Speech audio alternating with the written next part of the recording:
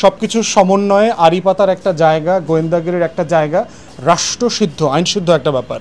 কিন্তু যেই জিনিসগুলো আমরা দেখেছি এটা আসলে আইনের মধ্যে পড়ে না। ইপাতার নামে বাক স্বাধীনতা লঙ্ঘন করা হয়েছে, বাংলাদেশের হাজার হাজার নাগরিককে যেভাবে হেয় করা হয়েছে, বিব্রত করা হয়েছে, তার প্রত্যেকটাকে আমরা বিচারের মুখোমুখি দাঁড় করানোর প্রক্রিয়া শুরু হচ্ছে এমনটা দেখতে চাই। আওয়ামী লীগের নেতারা কে কী করছে, সরকারের বিরুদ্ধে কি বলছে, হাসিনার বিরুদ্ধে কি বলছে, সেগুলো তারা রিপোর্ট করত।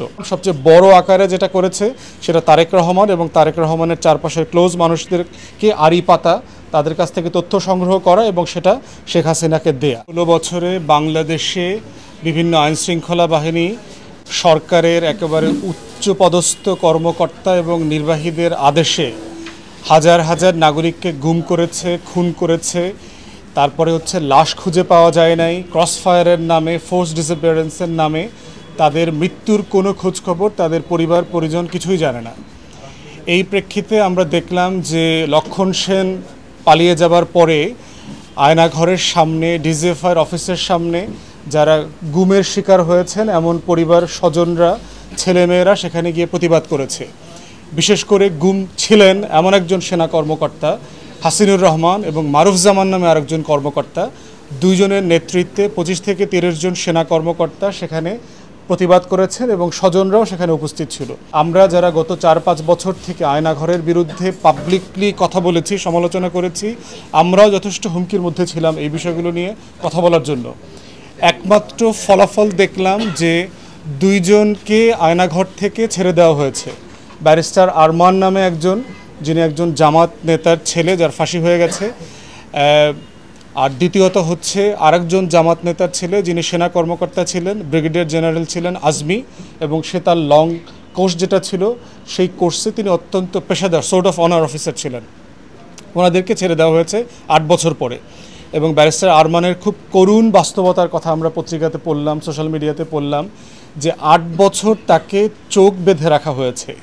8টা বছর শুধুমাত্র বাথরুমে যাওয়ার জন্য এবং অজু করবার জন্য তাকে শুধুমাত্র দিনের কিছু সময়ের জন্য চোখটা খুলে দেওয়া হতো।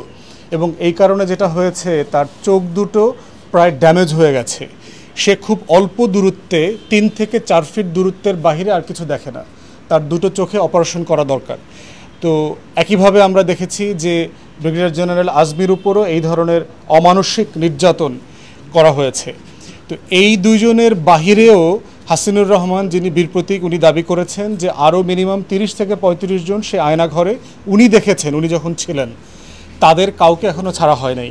আমরা ইতিমধ্যে দেখলাম যে গুম খুন নিয়ে যারা ক্যাম্পেইন করছেন গত অনেক বছর থেকে, মায়ের ডাক, সেই সংগঠনের নেতৃবৃন্দ এবং যারা ক্যাম্পেইনার আছেন তারা বিভিন্ন জায়গাতে ক্যাম্পেইন করেছেন, প্রতিবাদ করেছেন, ক্যান্টনমেন্টের বিভিন্ন জায়গাতে গেছেন, সেনা প্রধানের সাথে দেখা করবার চেষ্টা করছেন এবং তাদের ডিজিএফআইয়ের প্রধানের কাছে তারা দাবিনামা পর্যন্ত উপস্থাপন করেছেন।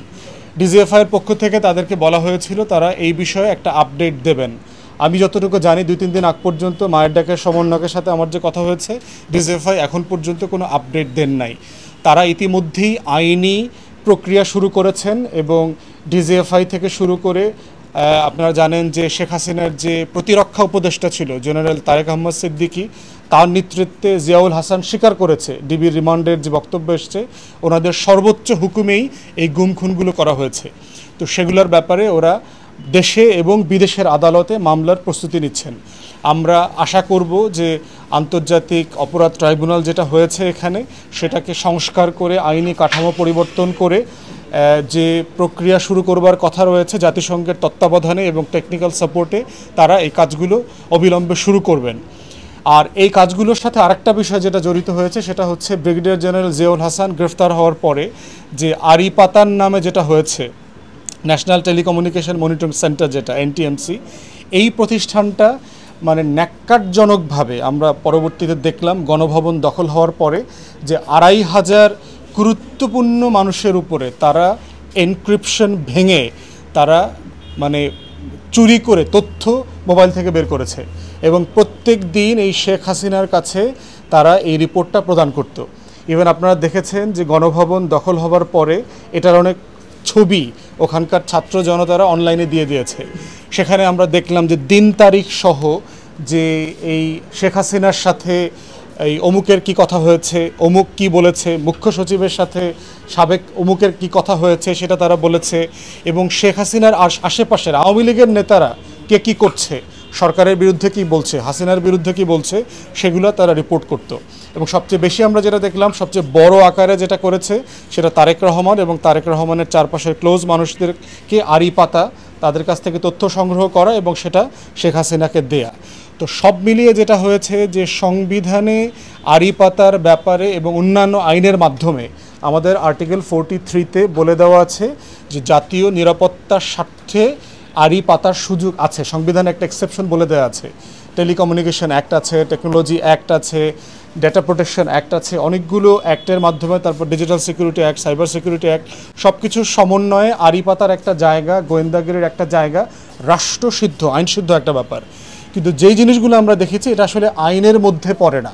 এগুলো দেশকে রক্ষা করবার জন্য, দেশের নিরাপত্তা রক্ষা করবার জন্য, দেশের স্বার্থ রক্ষা করবার জন্য, স্বাধীনতা সার্বভৌমত্ব রক্ষা করবার জন্য এখানে কোনো আয়োজন দেখলাম না।